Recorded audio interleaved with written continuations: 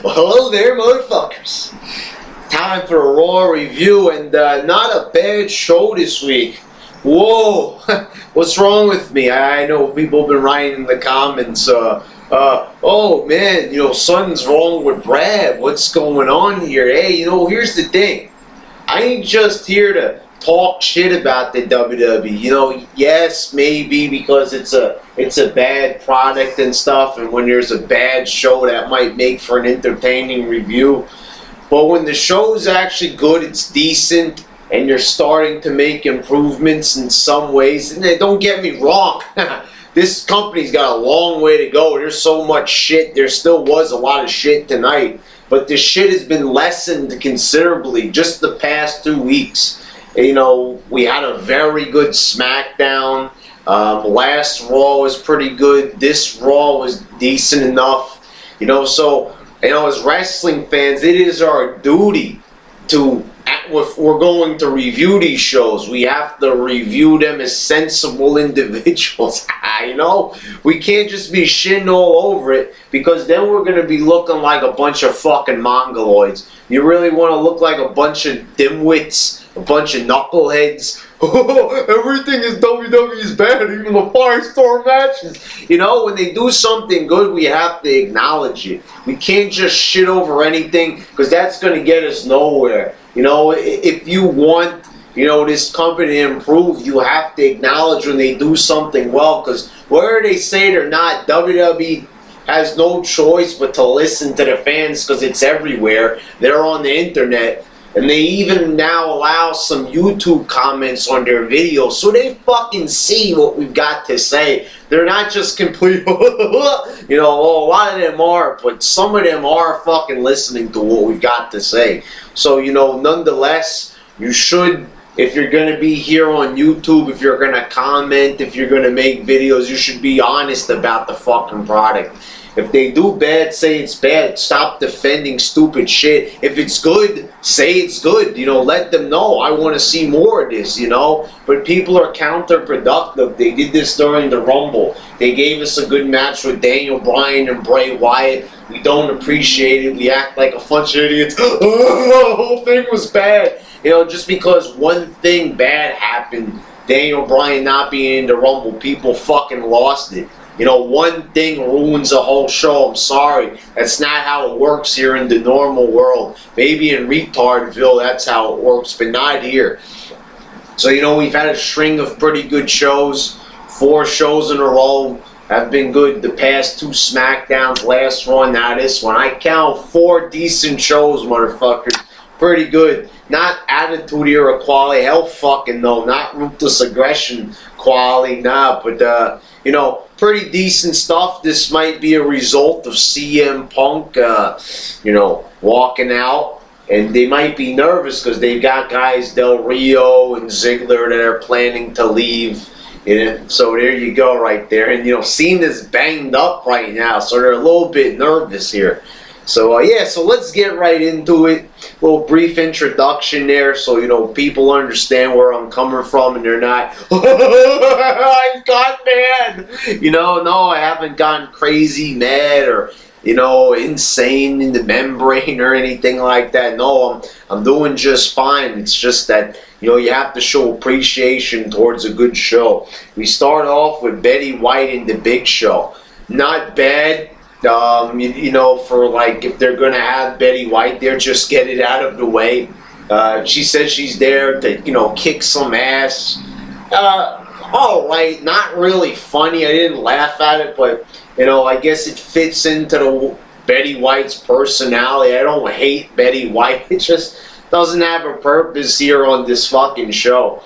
You know, why? Why Betty White? And the Big Show comes out with her. It's, you know, now he's just like a spectacle. He's just there because he's really tall. You know, he's not even there to provide anything. He can't cut a good promo. He can't wrestle a good match. But I guess he makes good arm candy for Betty White. Go figure. What a pathetic motherfucker. What the fuck are they paying him for? He's not even making them money anyway. They put him on a pay-per-view. They get low buy rates. Survivor Series, for instance, doesn't sell a fucking t-shirt. Don't sell fucking anything. You know, Big Show is just everybody loses when it comes to Big Show, but you know, he's not really even relevant anymore. Doesn't really deserve to be spoken about. Then Triple H comes out with Stephanie McMahon, and now they start backpedaling again with Daniel Bryan. Oh, you know, we said if he beat Orton that, you know, maybe we consider about who's the face of the company, but we're also considering Cesaro, Sheamus, you know, and just, you know, fucking with the crowd once again. And, you know, this has got to be, you know, part of the storyline of work. I am fucking sorry, but there's no way, you know, WWE always loved fucking with the fans, and whether you want to consider a storyline or not, they know what they're doing. It's not that they're oblivious. They know exactly what they're doing. People are saying, oh, they don't know what the fuck they're doing. They know exactly what they're doing. Vince McMahon knows what he's doing. You think you don't hear all the chants and everything like that from Daniel Bryan? Of course he does. It's just that, you know, they don't want to give the fans what they want because that doesn't fit their vision of what they want. It's a very selfish company. Vince McMahon and Triple H are very selfish people, very self-centered. They want what they want. You know, we don't like Orton or Cena in the top spot, but they do, so that's what we're going to get. You know, the people understand this already. You know, people are still coming up with different theories all over the YWC, and all of them fucking suck. People with stupid, retarded theories of, oh, you know, this and that. It's like they've never watched wrestling before. This is part of the show. This is how they write it in. You know, they know that it's going to piss us off about Daniel Bryan. That's the whole thing.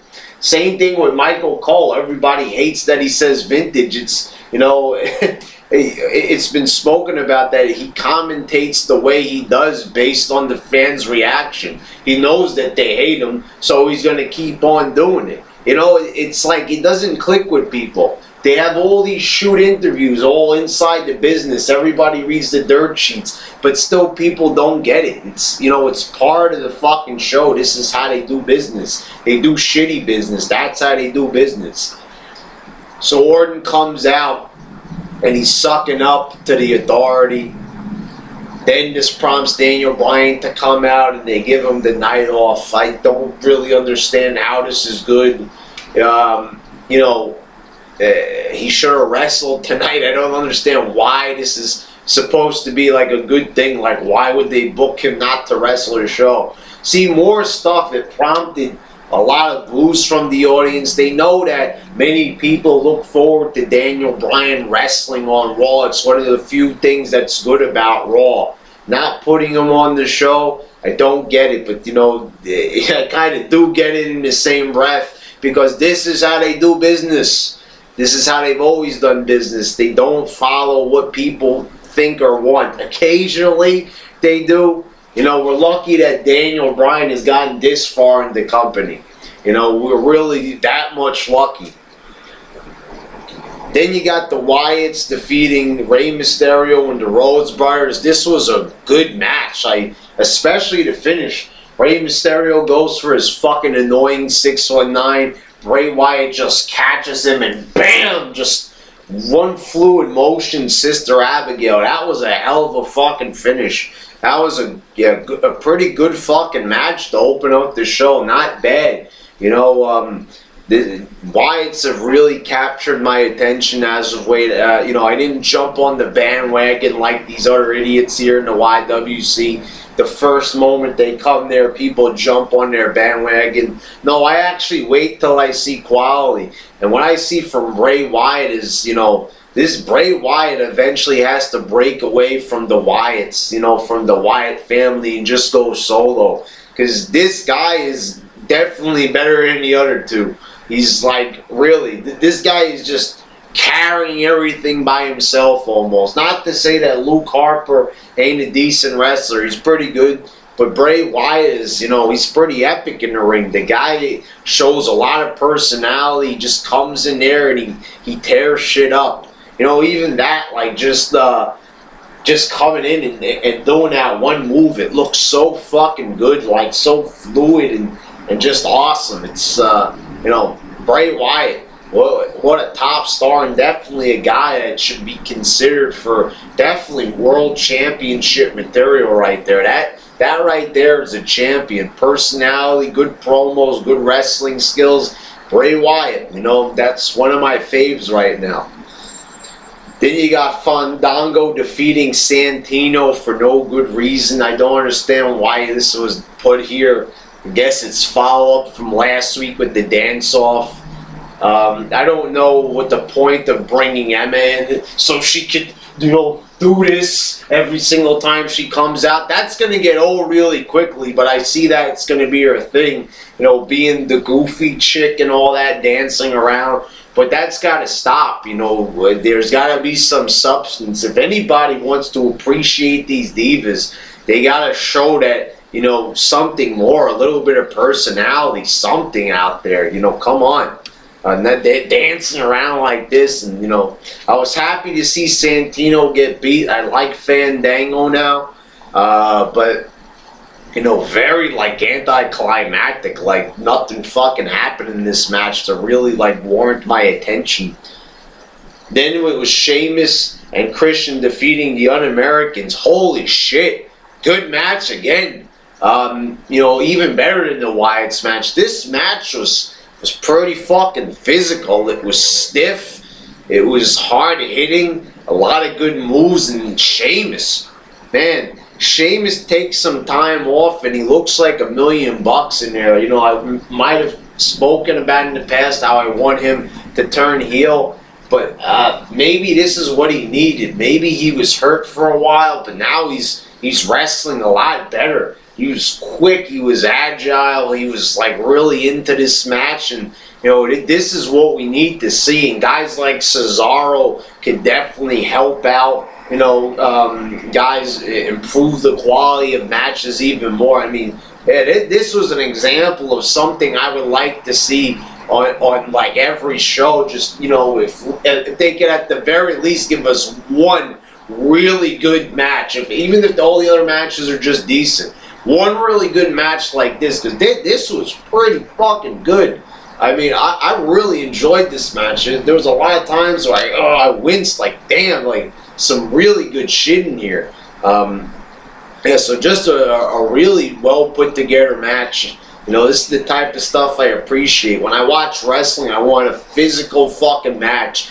I want to see something that looks realistic. I want to see something hard-hitting. I want to see something where the guys are really putting all their effort into it, where the guys look like they're enjoying themselves. And this right here was a match like that. You know, the guys were really getting into it. Everybody looked good, all four of them. And yeah, this is what wrestling is about. You know, we might have forgotten about how, you know, good it's supposed to be or what it's supposed to look like. Well, it's supposed to look a little something like this, and yeah, it's a pretty decent match right there. Then you got Del Rio defeating Ziggler in about a minute. I guess it was good for a minute match. They packed a lot of action into it. But, damn, I mean, like I said, like in my SmackDown review, since Ziggler did that promo, it looks like they're punishing him even harder, even though that was a work shoot, I'm pretty sure. Or maybe not. Maybe they didn't expect them to say all that shit, and they just, you know, I don't know, but it looks like they're fucking him over even harder. I mean, goddamn. I mean, he got squashed as shit. I don't know what it is. When they put him in a match with Del Rio, why the fuck does he have to get destroyed like he does all the time? I mean, what is with this? You know, what did Ziggler do wrong that he has to fucking lose in this fashion? He always has to get destroyed. He always has to be the one to get pinned. You know, what did Ziggler do other than be talented? What was his crime against humanity? I mean, what the fuck did he do? I don't understand. Did maybe he walk in on Vince McMahon taking his shit? I don't get, like, why there's so much hate around Dolph Ziggler. What the fuck did he do wrong? Does he use too much bleach on his hair? Does it maybe make him smell? I don't get it. What the fuck is up with the anti-Ziggler shit here in WWE? You know, what did he do wrong? Anyway, after the match, Batista comes out, fucks up Del Rio, and power bombs him through the announce table. Yes, motherfuckers, this is what Batista's about. This is what I like to see. This is what gets me excited.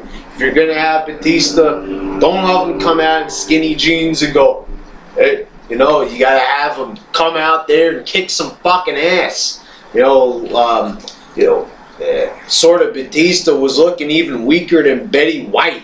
You know, on all these other past shows, coming out there and being unimpressive. But this was something that they definitely needed. A nice power bomb through the announce table. Son, you don't see that often. Taking you by surprise right there. Making Batista look like $1 million. So that was pretty good. They might have destroyed Ziggler, but they snapped right out of it and gave us a nice little spot there at the end of the match. I liked it. Then we get an announcement. The next Hall of Fame inductee, Lita. Thank you. Thank God that she's finally in this fucking thing. Lita definitely deserved it. One of the best divas of all time. This was a diva who actually fucking tried in the ring. You know, she was promoted properly also. This was during the Attitude Era. So, you know, she definitely was involved in a lot of historic moments with Edge and all that. You know, definitely Lita deserves to be in it. My personal favorite diva of all time. You know, just one of the girls that went out there and actually, you know, used to go and actually wrestle with the guys. She was involved in TLC matches. She was put through tables. You know, this right here now, this was, you know, not just a diva, but it was one fucking badass fucking chick.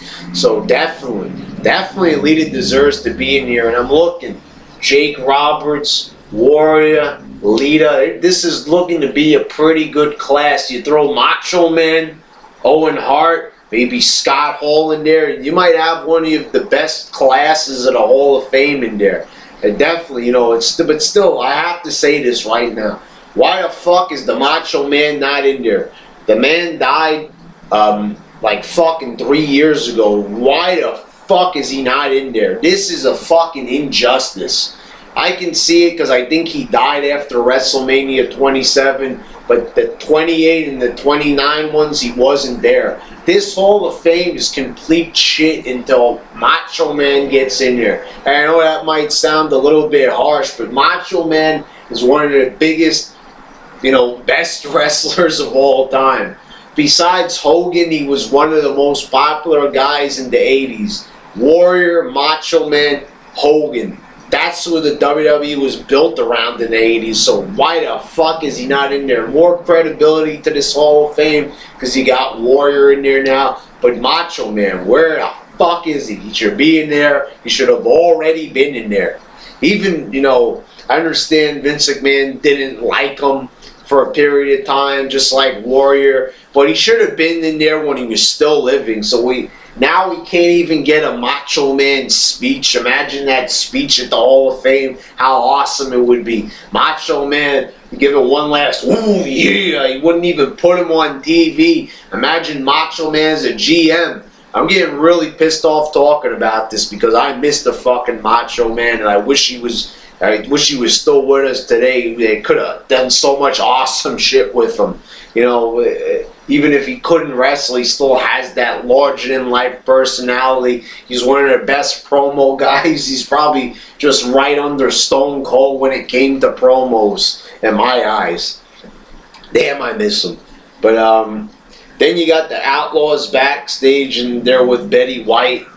You know, they're trying to put an eyedropper in her tea, but, you know, they get distracted with lemons, and Betty White ends up switching the cup of tea that was, you know, infected, and she gives it to Billy Gunn.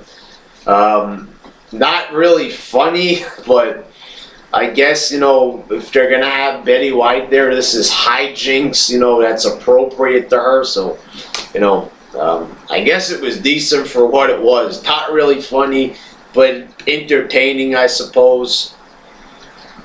Then it was the Usos defeating Rybaxel. This match was mostly about Billy Gunn having to take a shit backstage, you know.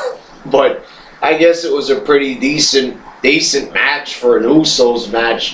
One of the Usos brothers makes a tag before, you know, he's flying out of the ring. He makes a tag in midair. Pretty cool spot there. Yeah, so decent enough match. The Miz comes out in the middle of it, and or was that? I don't even remember. One of the matches, Miz came out and made a speech. I think that might have been during the Santino match. I think it was, but anyway, Miz in one of these matches made a random appearance. I don't know where you're going with that. Yeah, I think that was actually the Fandango match. I think I might have made a mistake there. So anyway, then you got Ambrose with his open challenge for the U.S. title. This brings out Mark Henry. This matchup was pretty boring. I mean, it was very fucking slow. There's not much Ambrose could do with a guy like Mark Henry. Mark Henry, so fucking slow. I don't even understand why they continue to bring this guy back. It would have been better just to fucking have him get destroyed by Lesnar and never showing him again and just writing him off. Because there's no point to Mark Henry anymore. The man is too fucking slow in there. He doesn't get any entertainment out of anything. The guy is just very slow, very boring, and just there is no entertainment to be had from a Mark Henry match. I'm sorry, but this man fucking sucks. I've always said that about him. Many people are, you know, a couple of people in the YWC talk about Mark Henry and all this and all that. The man fucking sucks. And he had one of the worst matches I ever seen at last year's WrestleMania. I've never seen a more boring motherfucker than Mark Henry. He can barely move.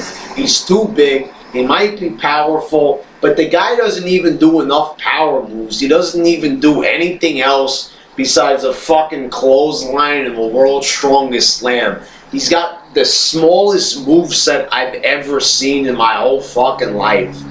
You know, people like to hate on Cena all the time, and he might deserve it, but there's guys like Mark Henry and Big Show who are just so fucking terrible in the ring. I don't understand why there isn't more of an outcry to get these guys fired. They should be fucking released. They're fucking boring as hell. So Ambrose is about to get beat, and then, you know, Rollins breaks up the pin. Whatever. You know, it was pretty fucking boring. Didn't need to be there. If they were going to put out a challenge for Ambrose, it should have been somebody who could actually wrestle. Then after the match, you had the Wyatts and the Shield. They do this whole build-up. They don't end up fighting, but Jesus fucking Christ, this is... You know, if you're not going to have them fight, this was a lot of good tension. I understand they want to hold it to the pay-per-view. Good build-up here. You know, a lot of tension. It was like, you know, a very cool moment. And they need to have more of this. This is what I mean. They showed signs of brilliance on this show. Good wrestling, a better build-up for matches. You know, maybe not presented in an Attitude Era fashion, what everybody wants, but this was pretty fucking decent, well put together. I like this build up for the Shield and the Wyatts. They're doing it the right way, and yeah, this is going to be a pretty good match, I think. Then you got Cameron and the Bellas defeating AJ, Oksana, and Alicia Fox.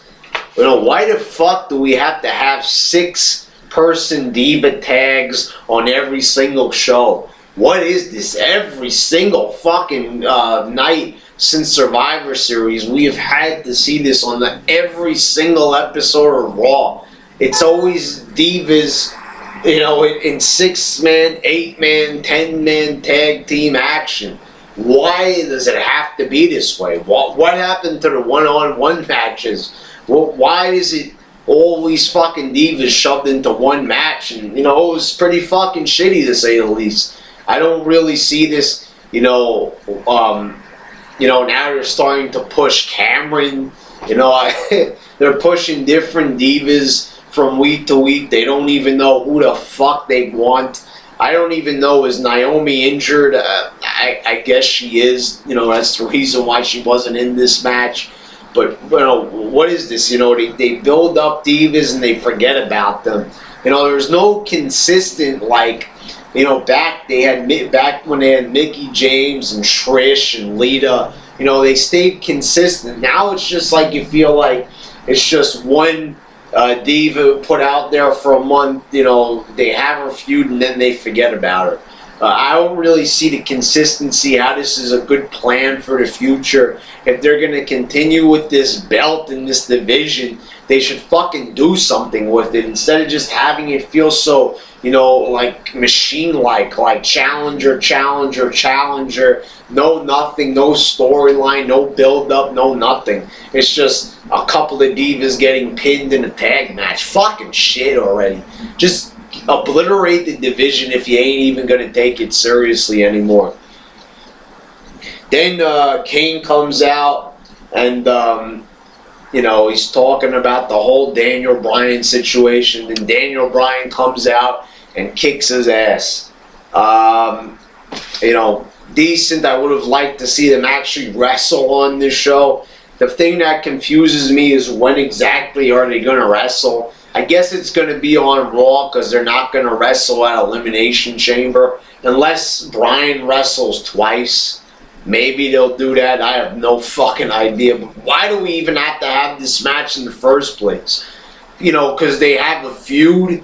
Why did they start the feud in the first fucking place? You know, why do they have to have these things happen here in the WWE that nobody wants to fucking see?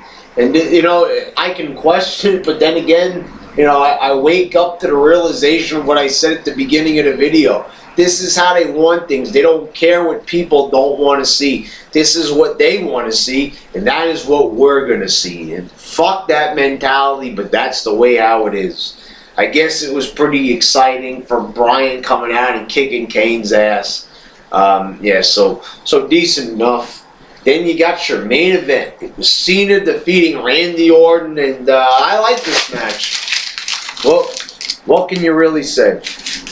You know, don't want to see him wrestle. I hate the fact when they book it, but decent match. They got some chemistry in the ring. It was, you know, not a really good match, but it was good enough.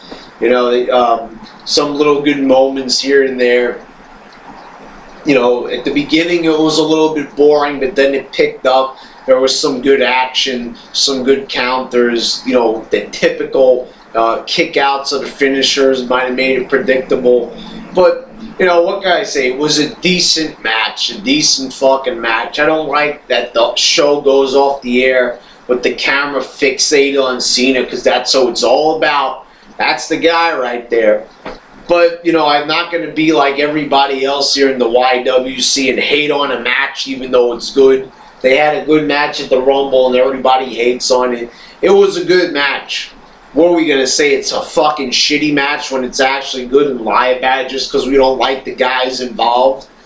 You know, I will be the first one to admit I might have hated on the Big Show throughout this video, but the guy's been in some decent matches. He hasn't been directly responsible for the quality of those matches, but you know, when you get down to it, at least, you know, every major star has had at least a couple of decent matches because, you know, either they were working with somebody well or they were just more motivated. So whatever it is though, this was decent. You could be like, oh Brad, you're a PG sellout, you know, fuck you. If you don't like agree with me, do what you have to do, dislike the video or whatever, but I enjoyed the match, and I enjoyed this Raw. I thought it was pretty decent. Couple of really decent, good matches. I enjoyed everything with the Wyatts on this show. You know, face-to-face with the Shield. The Sheamus and Christian tag match with the Un-Americans was very physical, a very entertaining match. So yeah, you know, and the main event wasn't too shabby. So there you go. I enjoyed the show. You know, hate on me, say I'm the fucking devil, say I'm a blue-eyed white devil for loving an episode of Raw. You know, say that I'm ruining wrestling, I'm ruining the YWC. You know, I'm a monster because I enjoy some wrestling shows. Hey, oh man, oh, he's enjoying a wrestling show because he's a wrestling fan. He's a real bad guy. He must have lost his mind or something. There you go. Mentality of the YWC, but decent enough show. You had some shit on here, some stuff that I don't like, but yeah, you know, I enjoyed it. So sue me, motherfuckers.